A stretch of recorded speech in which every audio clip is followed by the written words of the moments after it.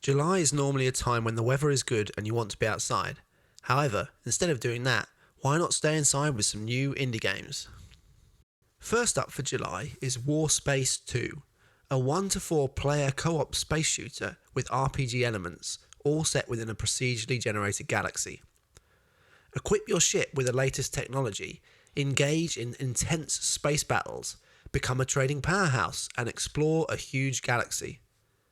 These are all the staples you would expect from this type of game, but what Warspace 2 has going for it is that you do not need to do this alone, as you can team up with up to 3 friends to play in co-op. This should make Warspace 2 stand out from the crowd, and to be honest, I'm surprised nobody has added co-op to these games already. Warspace 2 arrives on PC July 14th. Next up is MoteMancer, a new entry in the factory building genre. This game looks to differentiate itself by using fantasy as its setting, so instead of constructing chains to build metals and machines, you are using the elements to craft alchemical structures. MoteMancer is set across 6 elemental planes, with each element offering unique mechanics that create their own puzzles to be solved.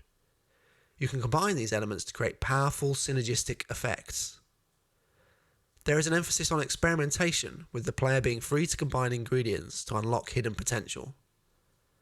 Besides this, there is the usual automation that you would expect from a factory game, with dozens of structures to build and lay out in an optimal way. It's the setting and the focus on experimentation that piques the interest here, as a magical Factorio does sound appealing. MoteMancer comes to Steam Early Access July 14th. The Great Villainess Strategy of Lily is a bit of a mouthful of a title. Ostensibly a turn-based strategy game set in an anime imperial kingdom, the Great Villainess casts you as the deposed Scarlet who has been falsely accused of killing the king. Teaming up with the rebels and a woman called Lily, you must fight back against the imperial kingdom.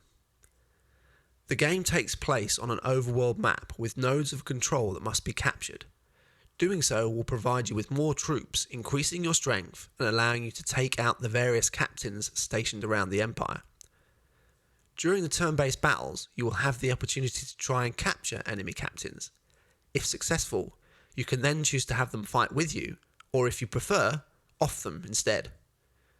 Choosing this second option will make Scarlet more powerful, but deny you a handy ally for the battles ahead. The anime stylings are sure to put some off, but I found the demo to be a lot of fun, with the battle system having some interesting tweaks that made for a strategic and enjoyable time. The Great Villainous Strategy of Lily releases on PC July 24th. Hellclock is an action roguelike that looks to the action RPG genre for inspiration. Featuring fast, gun-based combat, you blast your way through dungeons and unleash powers in a dark fantasy twist on Brazil's War of Canudos. 2 things immediately stood out for me when I first saw this game. One was the art style, which, similarly to Curse of the Dead Gods, goes for the muted look with strong black outlines that I think looks really nice. Secondly, it's a game set in a part of the world that you usually don't get to hear stories from, and with the game's strong emphasis on narrative, it will be cool to learn about some of the history of Brazil. Alongside this are the usual upgrades and progression systems you have come to expect from an action roguelike. However, Hellclock throws in the random loot system of an ARPG to spice things up a bit and provide a bit more run variety. It's an interesting mix, and having played the demo, I can say it has that fast-paced feel that you want from such a game. Hellclock shoots onto PC July 22nd. Speaking of lovely looking art, next up is Atomic Owl, an action roguelike with striking neon stylings. Playing as Hidalgo Bladewing, you must rescue your fallen companions from the clutches of the ruthless Omega Wing, helped along the way by a brash talking sword. The roguelike elements in this title come into play in the form of zones which, once cleared and the boss defeated, will see you take on their power and move on to the next one.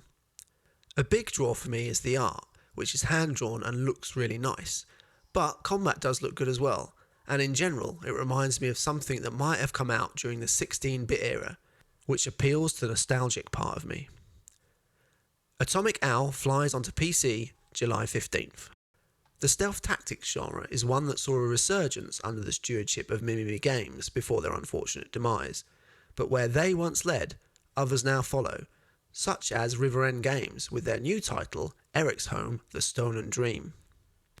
Playing as Hannah and eventually 2 other characters, you adventure through the city of Eriksholm, trying to find out what has happened to Hannah's brother Herman, a search that sets off a chain of catastrophic events. The presentation in this title is something else. I was very impressed with the early cutscenes in the demo, and the levels themselves are full of detail. A lot of emphasis has been put on the story, not something that is usually the case with stealth tactic games, and if nothing else will mean Eriksholm feels a lot different to other games in the genre, despite employing a lot of the tried and tested gameplay mechanics. Eriksholm, The Stolen Dream comes to PC, PlayStation 5 and the Xbox Series X and S, July 15th. Dawn Apart is the second factory builder game on this month's list, but this title also has a bit of colony management mixed in alongside a fully destructible environment. Landing on a planet, you must start building your settlement using the resources currently to hand. To do so, you create orders for the colonists at your disposal, with the goal of eventually creating an automated factory that will do the mining and crafting for you. You are working for a corporation, so as well as building your settlement, you have to please your corporate overlords by fulfilling orders for various resources and items that they send you. Colonists need to be looked after, so you need to provide them with food, water and shelter, and eventually protection, as your settlement can come under attack. You need to find the right balance between keeping your colonists safe and happy, growing your factory, and pleasing your corpo bosses. I found the demo to be a lot of fun, with the colony side and factory side working well together, and I'm very much looking forward to checking out the early access release. Dawn Apart arrives on Steam Early Access, July 14th. Next up is The Necromancer's Tale, a narrative-driven top-down RPG where you play the role of a minor noble in the 18th century who is drawn into the dark necromantic arts. Set in an alternative history kingdom near Venice and the Adriatic Sea, it is a time where rational thought is butting up against superstition. The Necromancer's Tale is heavily focused on story, with over 400,000 lines of handwritten narrative and lore. Gameplay will consist of investigating, negotiating, and coercing in order to progress your aims. There is also turn-based combat, which will see you and your allies, and a few undead minions, do battle against a range of enemies, both natural and supernatural. One thing that stood out to me from the demo was that there is a graphical slider which allows you to adjust how much you would like the world to look like a painting. It won't be for everyone, but I loved how it made the game look. A Necromancer's Tale makes its way to PC July 17th.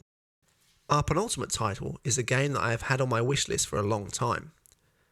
The Drifter is a pulp adventure thriller that immediately catches the eye with its stylistic pixel art. You play a drifter who witnesses a violent murder and is subsequently dumped in a reservoir and drowned. You wake up again, seconds before your death, to find that you have been framed for said murder. It's up to the player to untangle a web of conspiracy as you work out how to save the drifter. Ostensibly a 2D point-and-click adventure, the focus is on fast-paced storytelling and grounded puzzles, with influences ranging from Stephen King, Michael Crichton, John Carpenter, and 70s Aussie grindhouse. An intriguing prospect of a game to be sure. The Drifter finds its way onto PC July 17th. Finally for July, we have my pick of the month, Every Day We Fight. This is a title that looks to marry turn-based tactics with roguelike strategy.